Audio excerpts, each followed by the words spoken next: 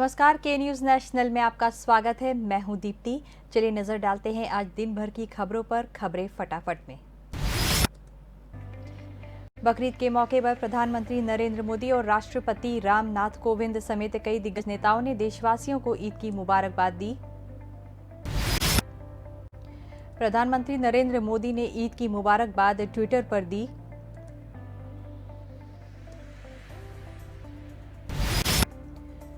राष्ट्रपति रामनाथ कोविंद ने भी ट्वीट किया, सभी देशवासियों को ईद मुबारक।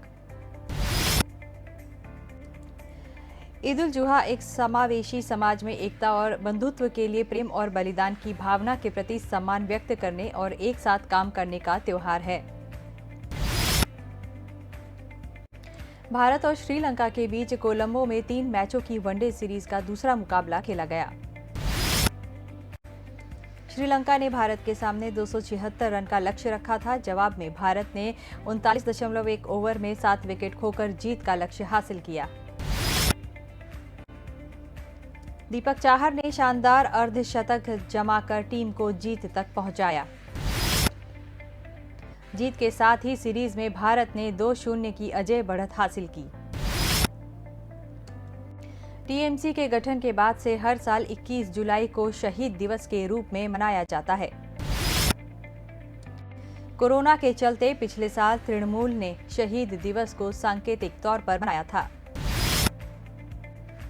इसे पश्चिम बंगाल की राजनीति में बड़ी जीत के बाद मुख्यमंत्री ममता बनर्जी की राष्ट्रीय राजनीति में अपनी जमीन तैयार करने की कोशिश मानी जा रही है।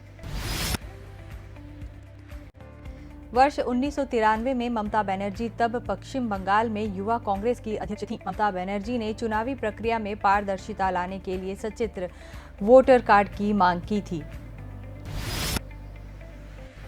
कांग्रेस सांसद शशि थरूर ने मंगलवार को कहा कि पेगासस प्रोजेक्ट मीडिया रिपोर्ट मुद्दा राष्ट्रीय सुरक्षा के लिए गंभीर चिंता का विषय है और सरकार को इस पर स्पष्टीकरण देने की जरूरत है। थरूर ने कहा, यह साबित हो गया है कि भारत में जांचे गए फोन में पेगासस का आक्रमण था। उन्होंने मामले में स्वतंत्र जांच की मांग करते हुए कहा, तो सवाल यह उठता है कि यह किसने किया है। अगर भारत सरकार ने ऐसा किया है तो यह बहुत बुरा है। अगर कोई विदेशी सरकार कहती है कि चीन या पाकिस्तान ने हमारे लोगों की जासूसी की है तो राष्ट्रीय सुरक्षा के लिए हमारी सरकार को जांच करनी चाहिए। राजस्थान के बीकानेर में बुधवार सुबह भूकंप के तेज झटके महसूस किए गए। रिक्टर स्केल पर इसकी तीव्रता 5.3 मापी गई। नेशनल सेंटर फॉर सेस्मोलॉजी के मुताबिक भूकंप सुबह 5:24 पर आया। इसका केंद्र बीकानेर से 343 किलोमीटर पश्चिम उत्तर पश्चिम में 10 किलोमीटर की गहराई पर था। राजस्थान से पहले मेघालय और लेह लद्दाख में भी धरती कांपी। हालांकि यहां भी किसी नुकसान की खबर नहीं। मेघालय में भी भूकंप के झटके महसूस किए गए। यह भूकंप रात 2:10 पर आया। लेह लद्दाख में भी सुबह 4:57 पर भूकंप के झटके महसूस किए गए। एम्स के पीडियाट्रिक विभाग में भर्ती एक 11 साल के बच्चे की बर्ड फ्लू से मौत हो गई। डॉक्टर के मुताबिक बच्चा H5N1 वायरस से संक्रमित था। देश में इस साल बर्ड फ्लू से पहली मौत है। वायरस का पता लगाने के लिए एम्स ने बच्चे के सैंपल जांच के लिए भेजे थे, जिसमें मंगलवार को एवियन इन्फ्लुएंजा की पुष्टि हुई।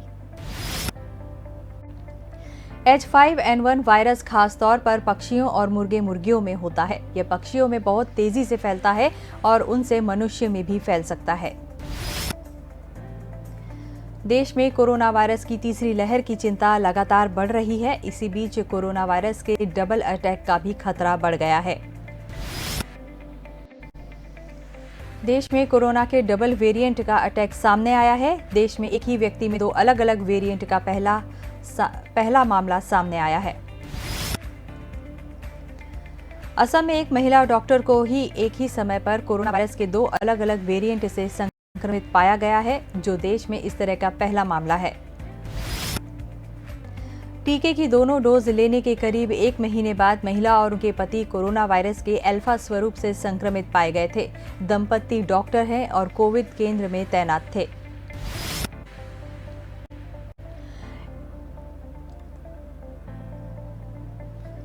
Indian council of medical research के अनुसार कोविड वैक्सीन ले चुके लोग यदि कोविड से संक्रमित भी होते हैं तो केवल 10% को ही अस्पताल में भर्ती होने की जरूरत पड़ेगी।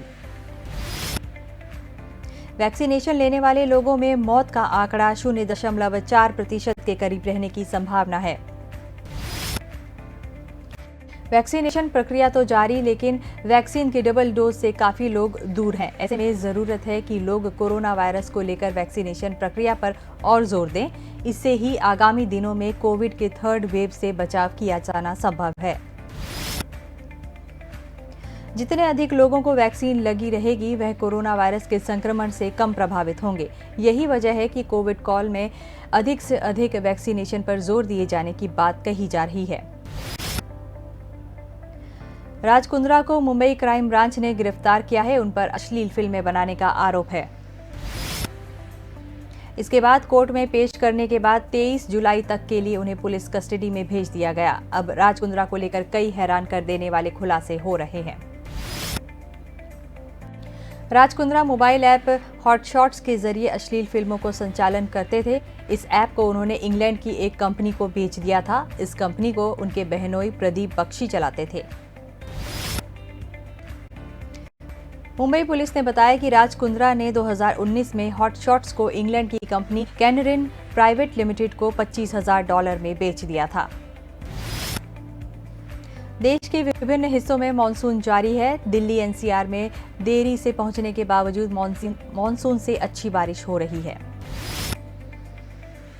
दिल्ली, यूपी, बिहार समेत देश के कई राज्यों में आज भारी बारिश का अलर्ट है। मौसम विभाग का कहना है कि दिल्ली एनसीआर में अगले 2 दिन तक बारिश होने की उम्मीद है। महाराष्ट्र में रायगढ़ और पुणे समेत 5 जिलों के लिए बारिश का रेड अलर्ट जारी किया। उत्तराखंड में नैनीताल और पिथौरागढ़ जिले के लिए बारिश की चेतावनी है। बिहार में भी भारी बारिश के कारण नदियों का जलस्तर बढ़ गया है। उत्तर प्रदेश के पश्चिमी को छोड़ बाकी हिस्सों बिहार, झारखंड, बंगाल में अगले 3 दिन अच्छी बारिश जारी रहेगी। अफगानिस्तान में तालिबान के लगातार बढ़ते कब्जे ने पूरी दुनिया को चिंतित कर रखा है। यहाँ की सत्ता पर तालिबान का नियंत्रण भारत के लिए भी चिंता की बात है। पिछले 20 साल में भारत ने अफगानिस्तान में करीब 22,000 करोड़ रुपए का इन्वेस्टमेंट किया है। सवाल यह है कि तालिबान के कब्जे के बाद क्या ये निवेश पूरी तरह फंस जाएगा? तालिबान और सरकारी सेना के बीच भी संघर्ष चल रहा है। अभी तालिबान काबुल से दूर है, लेकिन अगर अफगानिस्तान में शांति समझौता नहीं हुआ तो भारी तबाही की आशंका है। अफगानिस्तान भारत की सुरक्षा की दृष्टि से हमेशा बहुत महत्वपूर्ण रहा है। अफगानिस्तान में अस्थिरता बढ़ने पर जिहादी और कट्टरपंथी ग्रुप कश्मीर में सक्रिय हो जाते हैं। पंजाब कांग्रेस में नवजोत सिंह सिद्धू के प्रदेश अध्यक्ष बनने के बाद भी विवाद शांत होने का नाम नहीं ले रहा है। पंजाब में कांग्रेस में 2 फाड़ की नौबत पैदा होती जा रही है। मुख्यमंत्री कैप्टन अमरिंदर सिंह और सिद्धू के बीच विवाद कम होने की बजाय बढ़ता ही जा रहा है। कैप्टन अमरिंदर सिंह अब भी नवजोत सिंह सिद्धू से मिलने को तैयार नहीं है। उनके सार्वजनिक रूप से माफी मांगने के बिना मुलाकात का कोई सवाल नहीं है। सिद्धू अध्यक्ष बनने के बाद अभी तक कैप्टन से नहीं मिले हैं। वह 4 दिन से राज्य में लगातार मंत्रियों और विधायकों से मुलाकात कर रहे हैं। उत्तराखंड के कांग्रेसी भी खासे उत्साहित हैं। चुनाव के मुहाने पर खड़े राज्य में नेता प्रतिपक्ष और प्रदेश अध्यक्ष का मसला करीब 1 माह से लटका हुआ है। प्रदेश अध्यक्ष बदलने का सुझाव हाईकमान तक पहुंच रखने वाले बड़े नेताओं का है। प्रांत में अध्यक्ष और विधानसभा में नेता प्रतिपक्ष का चयन यूं तो कांग्रेस का आंतरिक मामला है, लेकिन जिस तरह की खींचतान चल रही है उससे यह जाहिर होता है कि कांग्रेस के लिए यह 7 माह बाद होने वाले विधानसभा चुनाव से कम महत्वपूर्ण नहीं है। पंजाब में तो सरकार भी कांग्रेस की है, लेकिन भारतीय जनता पार्टी शासित राज्य में तो केंद्र शासित राज्य में तो पार्टी को संगठन के बूते पर ही लड़ना होगा। लिहाजा प्रदेश अध्यक्ष की अहमियत बढ़ गई है। अध्यक्ष के समाधान में निर्णायक भूमिका निभाने वाले हरीश रावत स्वयं उत्तराखंड कांग्रेस के कैप्टन हैं। यहां प्रदेश अध्यक्ष और नेता प्रतिपक्ष का मुद्दा उठाने, उलझने, गरमाने में महत्वपूर्ण भूमिका निभाने वाले हरीश रावत इसके समाधान में भी निर्णायक भूमिका निभाएंगे। पैगासस प्रोजेक्ट बम ऐसे समय पर फटा जब संसद का मॉनसून सत्र आरंभ होना था। लिहाजा पिछले 7 वर्षों से प्रधानमंत्री नरेंद्र मोदी के नेतृत्व वाली सरकार से मुंह की खा रहे विपक्ष को हंगामे का हथियार मिल गया। डिजिटल सॉफ्टवेयर पैगासस के जरिए अनेक देशों की सरकारें अपने नागरिकों, विरोधियों और अन्य संदिग्धों की जासूसी करवाती रही है। दुनिया की 16 मीडिया संस्थानों ने मिलकर इस कथित तथ्य का पर्दाफाश करने का दावा किया है। इसके नतीजे पश्चिम के कई प्रमुख अखबारों समेत मीडिया पोर्टल पर भी जारी किए गए हैं। इनमें 40 भारतीयों के नाम भी बताए जा रहे हैं, जिनमें सभी नामी गिरामी हस्तियां हैं। यह मुखबिरी पैगासस के माध्यम से भारत के लोगों पर ही नहीं बल्कि 40 देशों के 50,000 लोगों पर कराई जा रही थी। इस सॉफ्टवेयर की निर्माता कंपनी NSO ने दावा किया है कि इसे वह अपराध और आतंकवाद से लड़ने के लिए केवल सरकारों को ही बेचती है। ICMR ने कहा कि पहले प्राइमरी स्कूल खोले जा सकते हैं और फिर सेकेंडरी स्कूल खोले जाने चाहिए। हालांकि यह फैसला जिला और राज्य स्तर पर लिया जाएगा और कई फैक्टर्स पर निर्भर करेगा। कोरोना की दूसरी लहर कम होने के बाद भले ही कुछ राज्यों ने 9वीं से लेकर 12वीं कक्षा तक के लिए स्कूलों को धीरे धीरे खोलने का ऐलान किया हो, लेकिन ICMR ने उच्च शिक्षा के बजाय प्राथमिक कक्षाओं में पढ़ाई से पहले शुरू करने की सलाह दी है। ICMR के महानिदेशक ने चौथे सीरो सर्वे का हवाला देते हुए कहा कि बड़ों की तुलना में बच्चों पर कोरोना का प्रभाव कम पड़ता है। सीरो सर्वे में 6 से 9 साल के 57.2% बच्चों में और 10 से 17 साल के 61% 7% बच्चों में कोरोना की एंटीबॉडी पाई गई है, जो लगभग उतनी ही है जितनी बिना वैक्सीन लिए 18 साल से अधिक उम्र के लोगों में मिली है। लेकिन गंभीर रूप से बीमार होने वालों में 18 साल से कम उम्र वालों की संख्या बहुत कम है।